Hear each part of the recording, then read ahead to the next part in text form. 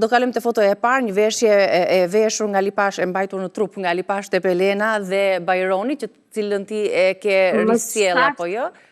Djali i veshur si Alipasha është djali që i skicon Pra, veshje që është veshur dikur nga këta dy personazhe dhe më pas ti e ke risjell, e ke skicuar dhe e ke risjell si veshje.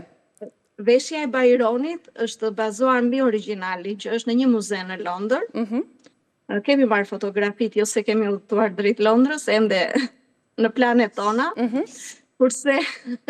Kurse veshjen e Alipashës jemi përpjekur, duke qenë që nuk ka një veshje. Unë kam pyetur etnografen profesoreshën Afrodita Onuzi, e kam pyetur që dua të rindërtoj veshjen e Alipashës dhe më ka thënë nuk ekziston, por duhet të fokusohesh tek libri i profesoreshës Andromaqi Gjergji, Veshje shqiptare në shekuj, dhe kuptohet u fokusuam te periudha kur ka jetuar Alipasha, kur të gjitha teknikat, punët dhe kemi ndërtuar veshjen e Aliut, duke pasur dy element të vjetër të shekullit 19, që ndodhen në muze në Tepelen. Dhe kemi marrë një pjesë të një veshje, e kemi vendosur te pjesa e bustit, edhe një fisnikërie, veshje fisnikërie të Tepelenës te pjesa e mëngëve.